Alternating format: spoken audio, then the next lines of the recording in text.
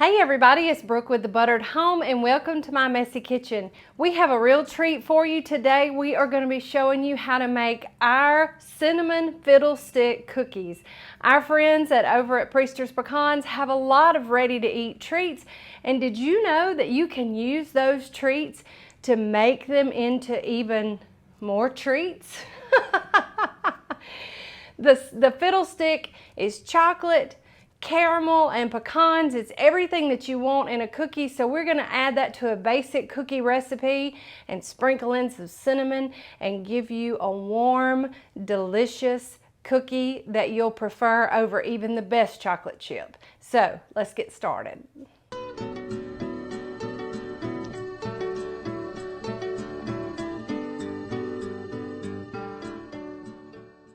Okay, to a rather large mixing bowl, I have 2 sticks of softened butter. That's 1 cup of butter.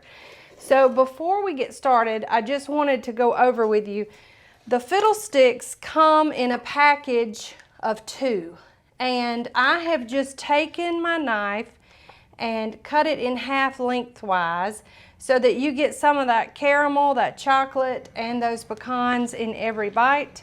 And then I take my knife and I just cut those into smaller bits, about the size as, you know, a chocolate chip morsel or a dark chocolate morsel that you would otherwise put in a regular cookie. Now they're pretty sticky, so I like to just take them after I cut them and separate them out so that they'll be nice and broken down. And we've used about 3 double packs of these to give us about 2.5 cups of the fiddlestick morsels. So let's get started on our cookie base. And that starts with those 2 sticks of softened butter. So we're going to cream our butter and our sugars together. So we're going to be adding in 3/4 of a cup of white sugar and 3/4 of a cup of brown sugar to our butter. And then we're going to be adding in 2 whole eggs and then a whole tablespoon of vanilla flavoring. I'm sorry, I had my measurement wrong. A whole tablespoon of vanilla flavoring. So we're going to mix these up. It might be a bit loud, but just bear with me, it won't take long.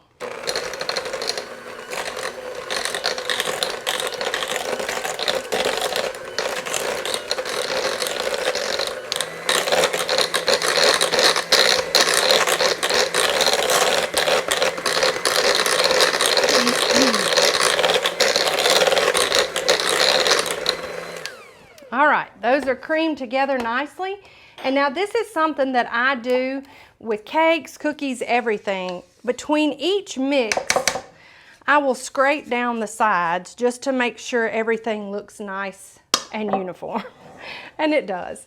So now we're going to start adding in our dry components. We're going to be adding in, let's see, 1 teaspoon of baking soda, and you can do this in a separate bowl, but we're gonna mix this so well, it really doesn't matter. So I'll just sprinkle that baking soda evenly over the top.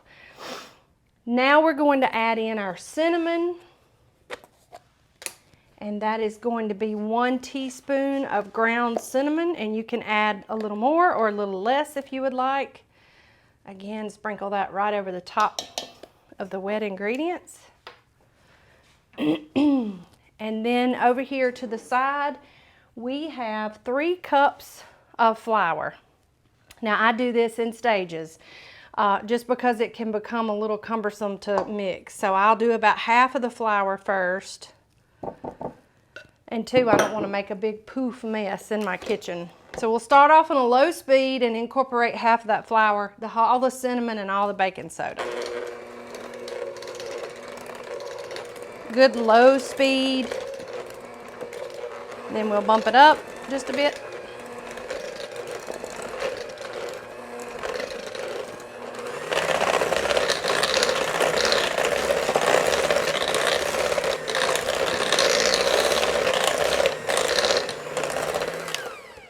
And that comes together pretty quickly. So again, before I do anything else, I'm going to scrape down the sides because I tend to get a little flour on the sides. So we're about to add the last of the flour in, so that's a good time to scrape those sides down and get it exactly how you want it. So now let's mix that up. Low again, low speed.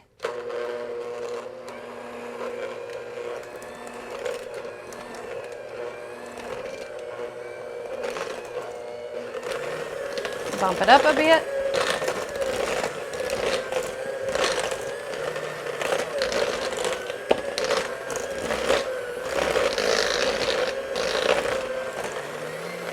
All right, so just that fast it came together.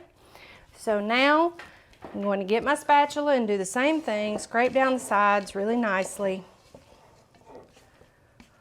Oh, and it smells so good. This makes a delicious cinnamon cookie, just like it is.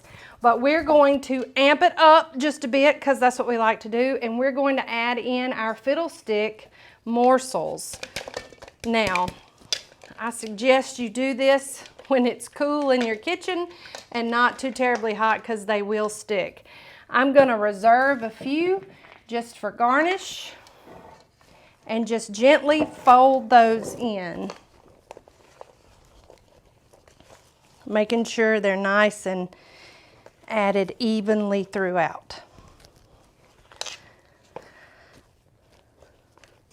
Now I'm going to talk to you a little bit about your two cookie options.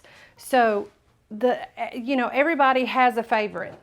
You either like your cookie moist and tender, or you like it crispy and crunchy. And no one is better than the other, really. It's just according to what your preference is, but I'm going to give you a little tip on how to get whatever you want. So I simply just take, oh, and look how pretty that turned out. Perfect little cookie recipe. And you can do this with an ice cream scoop too, but I'm old school and I'm using just a regular tablespoon. So what we're going to do, I like a softer cookie that doesn't spread a lot. So we're going to shape our cookies and put them on our pan. Now you either need to use a pan fitted with parchment or a baking mat, or you need to lightly spray your pan. I'm going to spoon my cookies out, and I like a softer cookie that doesn't spread a lot. So what I like to do is measure them out, place them on the ball, and either chill them just like this for about an hour or two, or either freeze them for about 30 minutes before they go in the oven. This prevents a lot of that spread that you would otherwise get. Now, if you like a crispier cookie, then I would suggest put them into a 325-degree oven as soon as you drop them. And we'll probably do one pan one way and another pan the other way, just so you get the idea to see what the difference is in the cookie outcome. So I'm making mine kind of large, and you can see the fiddlesticks in them. But if you wanted to reserve some of those fiddlesticks, you could garnish the top of them with them to make them all nice and pretty. And you can do this as soon as they come out of the oven as well. All right, so I'm going to get this pan set up and placed in the freezer, and then whenever I get the other pan done, I will go ahead and cook those, and then we will come back and show you the outcome of both. So you get a recipe and you get some tips and tricks today. So you get an extra special gift. So y'all don't go anywhere. We're gonna have cookies for dinner. We'll be right back.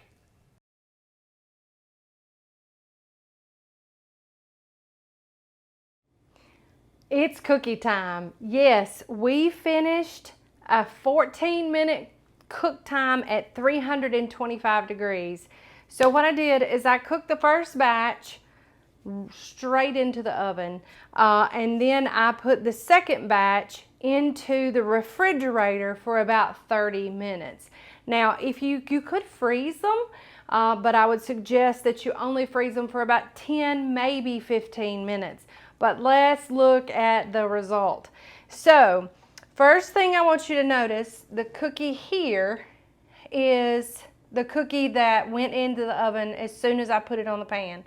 The cookie here is the one that I chilled for 30 minutes. So it didn't spread as much and it kept its shape more.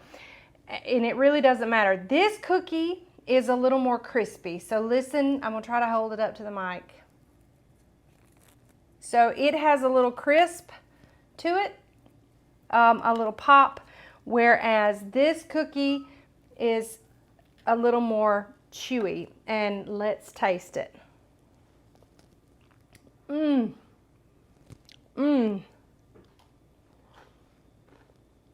Soft, caramelly, pecans and chocolate in the center. Y'all, this is perfect. And you've got just enough cinnamon to just accentuate the chocolate and accentuate the pecans, as well as accentuating, oh my gosh, all that caramel. So if you need a cookie that is different than all the other cookie recipes, these cinnamon fiddlestick cookies are it for you. We hope that you'll make them and love them as much as we do. Y'all, this recipe can be found over at thebutteredhome.com. We would love it if you gave us a visit over there. As always, make sure you're following us on all of our social channels too. We have a real good time and you don't want to miss a thing. And as usual, if you want all of our videos in one convenient place, head over to YouTube, search for The Buttered Home, and then hit that subscribe button so that you can be notified when we drop new videos like this one. Y'all, I got to take Big D some cookies. He's outside working hard and he deserves this plate of cookies. So until next time, we'll see y'all. And from The Buttered Home to your home, we love y'all.